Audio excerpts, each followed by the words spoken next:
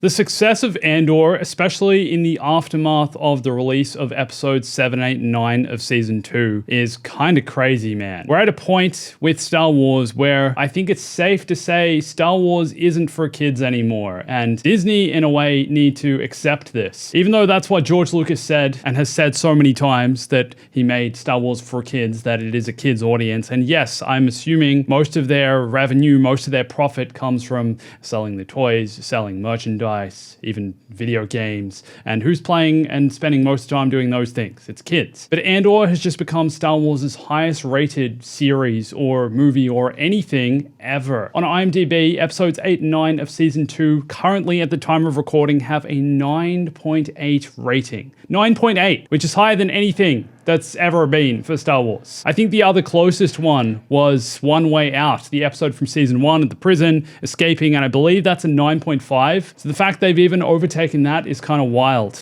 The thing that kind of concerns me here, though, is this series going to be an outlier? Is there going to be another like it ever? Will they ever do something in a similar way following this? Will Tony Gilroy ever even be involved in Star Wars again? I really hope they sign him on for something else and we get more of this kind of thing, but also cool if he wants to go and do something else after this. There's so much more that I wanted to talk about following the aftermath and the reaction to these 3 episodes of Andor that I didn't cover in my original video, and I haven't covered on my Clips channel either. Because these episodes and reading all your comments are just so densely packed with content and with part of what makes them so good. The fact that we're now bridging the gap. I've had non-Star Wars friends, my friends who don't watch Star Wars, who aren't involved in Star Wars in any way, who were never fans, coming to me and asking me about Andor because they've heard it's such a good show in this past few days. That's wild. The fact that it's bridging that gap, that it's reaching a casual audience, I think should be enough clear sign to Disney to be like, hey, more stuff like this. Not necessarily about the same things or in the same way, but maybe we make more Star Wars shows specifically for adults. Hey everyone, it's Andrew. I want to talk about Cyril again because there's some subtle things to his character that I think I picked up on a subconscious level, but not until watching the episode a couple times and kind of going over it, I fully noticed that they've done here. And the first of those is a simple one. It's Cyril's hair and his haircut.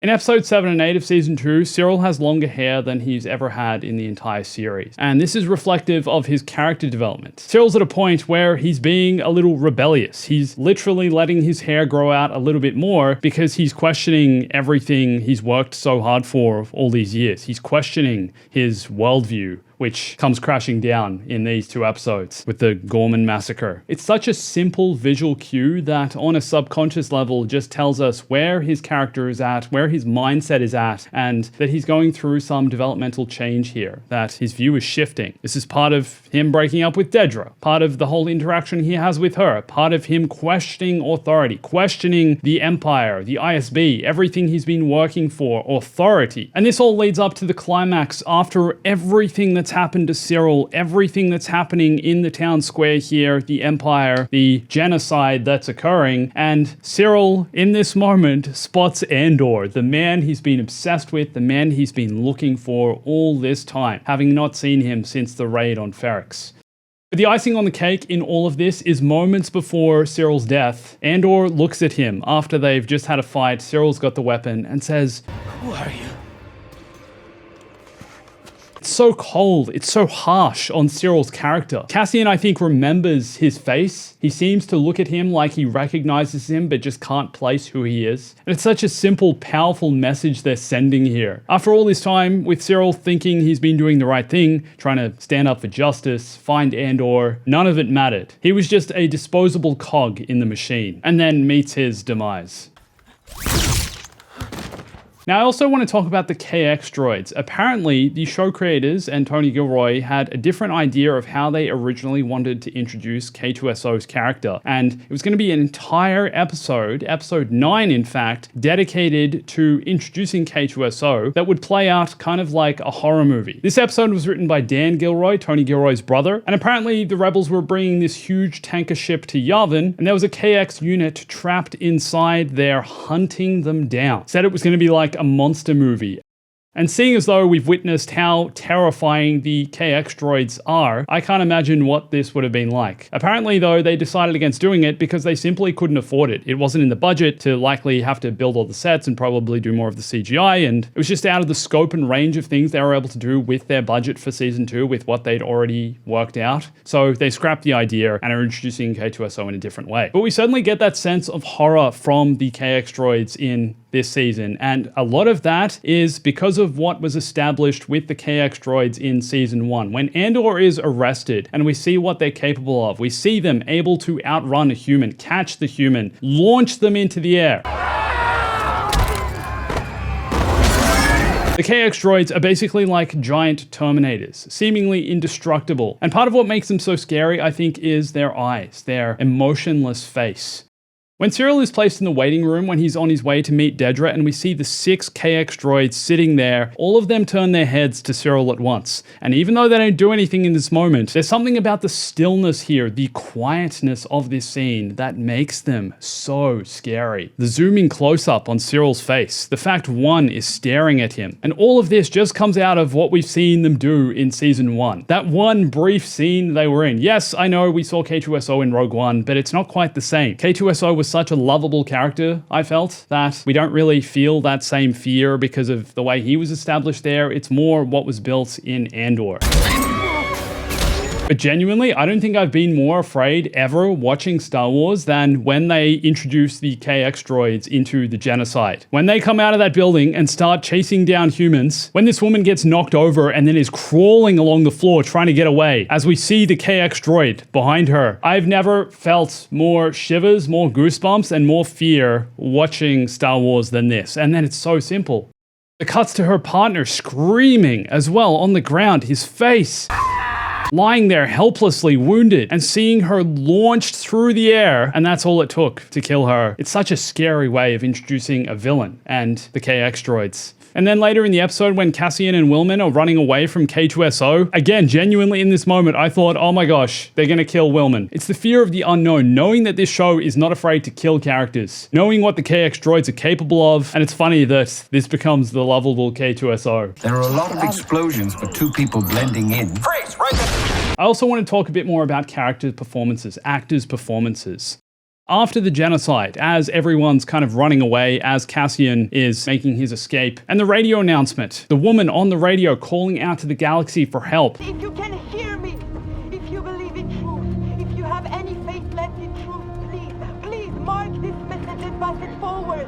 This performance, the tone of her voice, the desperation, and the way this is edited over multiple different shots, some of the gore passing away, Cassian escaping with the tears in his eyes, the Gorman father and leader crying, sitting alone, broken by what's just happened. And then after this, cutting to Dedra, showing the impact it's had on her dealing with the fact she's basically just ordered a genocide and Cyril was involved in that. Cyril is a casualty of that. It's so well done. It's so well pieced together, but it's the weight of the performances that carry this. Every individual actor delivering their role. And I've seen a lot of people in the last week commenting saying Andor feels like the perfect combination of everyone who worked on this show was so passionate about what they were doing and making it as good as it could possibly be. From the art department to the set design to the costumes to the acting, the directing, the cinematography, all of it. It just feels like it's peaking in so many ways. It's easily the best looking Star Wars show visually, and all of that is because of these things put together.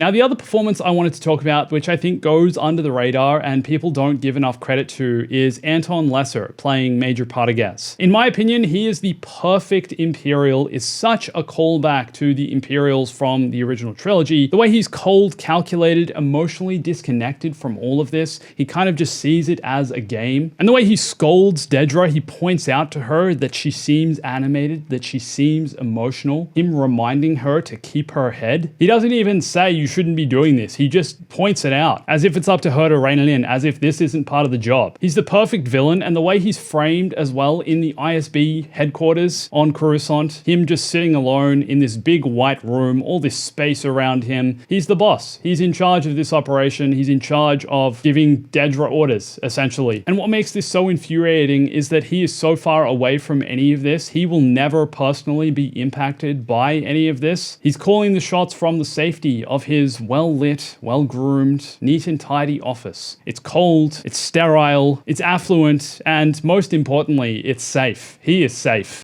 And it's a contrast to where Dedra is, in this small, enclosed, soundproofed room, dimly lit, in the dark, in the shadows. Also, every time we see the people of Gorman, everyone's crowded, huddled around. The space feels small. Whereas Major Partagaz is sitting in this big open boardroom on his own. Look at where he is, look at the space he has, look at the power he has. More visual cues indicating his role in this, but it's his performance that really tops it all off. You've done excellent work bringing this forward.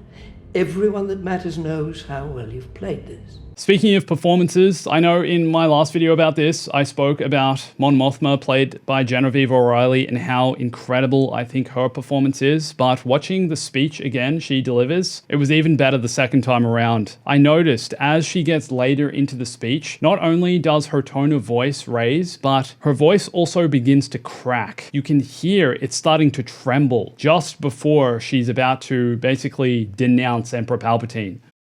What happened yesterday on Gorman was unprovoked genocide. Yes, genocide.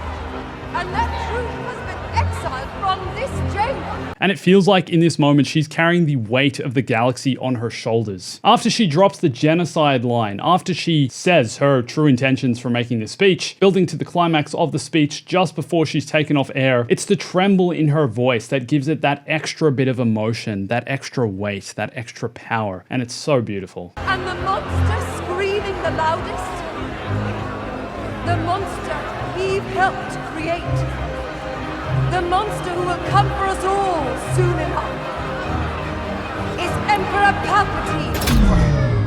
Additionally, I want to give a shout out to these two technicians. This is such a subtle, cool thing that the show creators put in here. Two characters that basically just get a couple lines of dialogue in this one scene only, who are just like, the door's locked. Oh, we locked it. Oh yeah, no, it was supposed to be locked. This here is essentially the idea of rebellion in its smallest form, in its most subtle form. We know, we fixed it. What? We checked the protocol. Open it.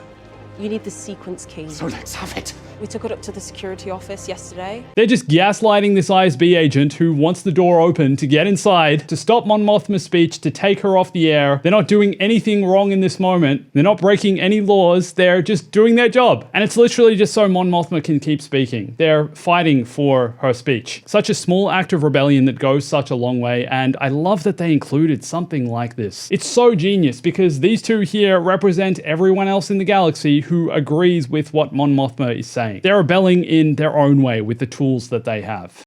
Now, another thing I didn't mention in my last video is how the sniper, the ISB sniper on Gorman, shoots another ISB or Imperial to start the genocide. He chose and was ordered to shoot a fellow Imperial, knowing that this would spark the violence, that this would spark the riot, that this would spark these Imperials, who were basically rookies, to start firing on the crowd, leading to the crowd firing back, leading to the reason and the narrative that the Gorman massacre occurred, and allowing the Empire to frame the narrative that the Gormans were in the wrong here, that they shot first, that all the Empire did was retaliate and try and protect themselves. Them calling the fallen Imperials Imperial martyrs is absolutely wild, and it's all orchestrated with this first shot from the sniper. Kind of crazy and honestly hard to watch afterwards though, the sniper shooting just random civilians who were trying to get away. Watching the shots of him aiming down sights and just firing on people in the crowd running for their lives is savage and brutal and shocking and absolutely tragic. Because I feel like in this moment, his job was done. He fired the first shot, he could have packed up and left. But here, he made the choice to just kind of murder more randoms as they tried to flee, to just get the body count up, and that is so messed up. And one other thing about Mon Mothma, I really enjoyed all of her interactions with Cassian, right from the moment they meet, where she doesn't fully trust him, where Cassian's trying to convince her in the elevator that he's been sent by Luthen and is going to save her. But her reaction right at the end, when they're in the kitchen of Cassian's old apartment on Coruscant, and the way she delivers this line. I'm not sure how to thank you. And it's Cassian's response to this that I think holds so much weight. Make it worth it. Even her reaction here, the way she shrugs her shoulders and breathes out, exhales. We all know who Mon Mothma goes on to be. We know the impact she has on the galaxy and on the rebellion, and I feel like that's all carried in this moment here. We know what she becomes. We know what she fulfills, and she certainly does make it worth it. And it's interesting seeing how this moment here could have further inspired her journey into becoming the rebel leader that she was. We've learned that the Emperor himself is personally overseeing the final stages of the construction of this Death Star.